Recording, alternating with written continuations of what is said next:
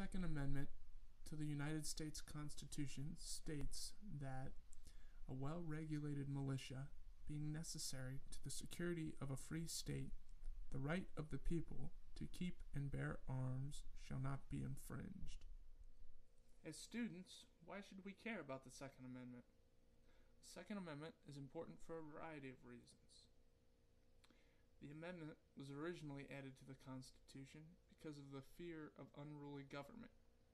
Our newly formed nation was afraid of a government that would become like the British government, from which they had recently gained independence. More recently, the Second Amendment has been used to give law-abiding citizens the opportunity to protect themselves against criminals when they feel as if their life is threatened. Let's take a look at the stance of President Obama and Governor Romney's campaign on both of these issues. President Obama's campaign website states that Obama supports the rights of gun owners as guaranteed under the Second Amendment and believes that the Constitution guarantees an individual's right to bear arms. He also believes that there's room for reasonable laws that keep irresponsible, law-breaking, dangerous criminals and fugitives from getting their hands on a gun. Early in his presidency, he signed legislation that expanded the rights of law-abiding gun owners, allowing them to bring firearms into national parks and wildlife refuges.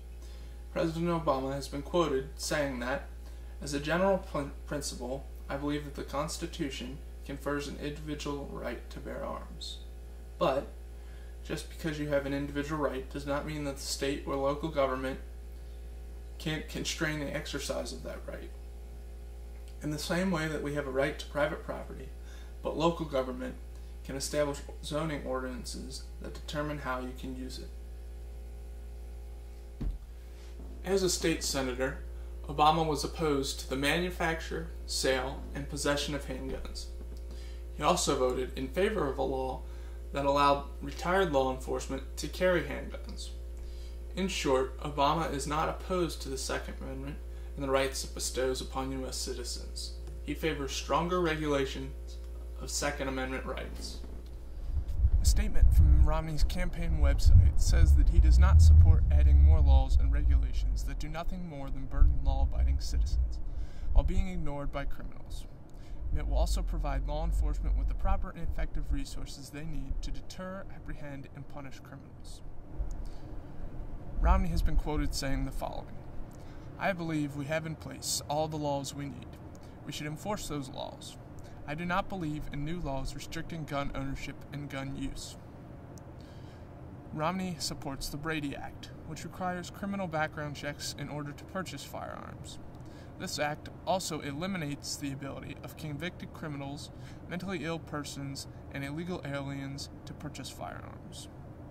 To summarize, Romney does not believe in creating new legislation restricting Second Amendment rights.